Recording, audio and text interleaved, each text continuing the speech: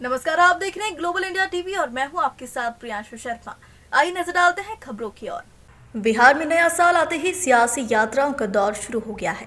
एक तरफ मुख्यमंत्री नीतीश कुमार बेतिया से समाधान यात्रा की शुरुआत की है, वहीं दूसरी ओर बिहार कांग्रेस भी राहुल गांधी की पदयात्रा की तर्ज पर बिहार में भारत जोड़ो यात्रा निकालकर नफरत छोड़ो भारत जोड़ो यात्रा के तहत भाजपा सरकार के खिलाफ अपनी आवाज को बुलंद कर रही है। बांका जिले की मंदार से निकली भारत जोड़ो यात्रा विभिन्न जिला होते हुए शनिवार को लहेरिया सराय स्थित कांग्रेस पार्टी कार्यालय पहुंची है, जहां भारत जोड़ो यात्रा जत्था को कांग्रेस नेत्री प्रतिभा सिंह ने गर्मजोशी के साथ स्वागत किया।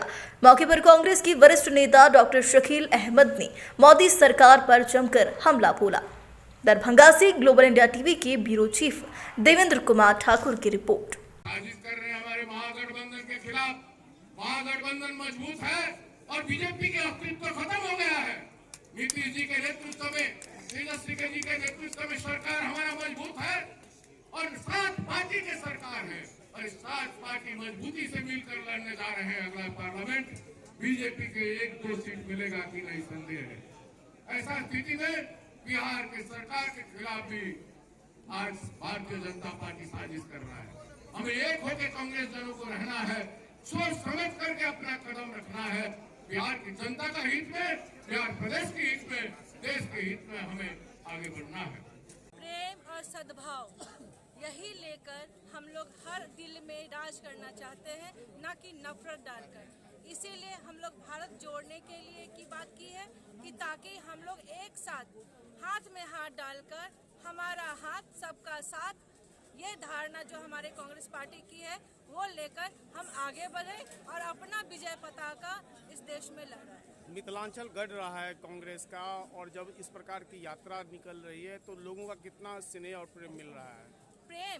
प्रेम तो उछल उछल कर सबके सामने आ रहा है और सब कह रहे हैं कि हम थे कहाँ।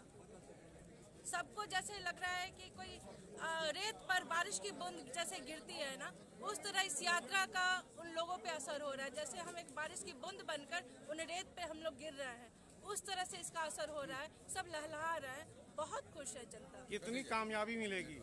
मुझे तो पूरा विश्वास है कि हम तो पूरी तरह कामयाब हैं और आगे भी रहेंगे। अगर ऐसी बात नहीं होती तो मोदी जी में खलबली नहीं मची होती, दोषारोपण की राजनीति नहीं हुई होती और जो पीछे पीछे पीछे पीछे छल प्रपंच की राजनीति अभी भी कर रहे हैं वो नहीं होती। ये हम जीत चुके हैं और आगे भी जीतेंगे और ये हमारा परचम पूरे देश में लहराएगा और पूरे विदेश में नाम करेगा। जैसे पहले थे वैसे अब होंगे। उस जमाने में भी अंग्रेज नहीं किया करते थे। इस देश में 60% हिंदू समाज के लोग थे, 35% मुस्लिम समाज के लोग थे और 5% अलग अलग धर्म के लोग थे। तो उनका काम था कि लड़ावे आपस में हम लड़ाते रहेंगे। हिंदुस्तानियों को 1857 में कब्जा कर लिया था अंग्रेजों ने, लेकिन शासन उनको जारी रखना था। इसलिए अपना शासन जारी रखने के लिए उन्होंने लड़ाया और उसका नतीजा हुआ कि 90 साल तक अंग्रेजों ने इस देश पर और कब्जा कर लिया। जो शासन 1857 में खत्म होना था वो 1947 तक जारी रहा। लेकिन भारत के लोगों ने कांग्रेस के नेतृत्व में जो लड़ाई लड़ी, 90 साल के बाद ही सही अंग्रेजों को खदेड़ के भगा दिया।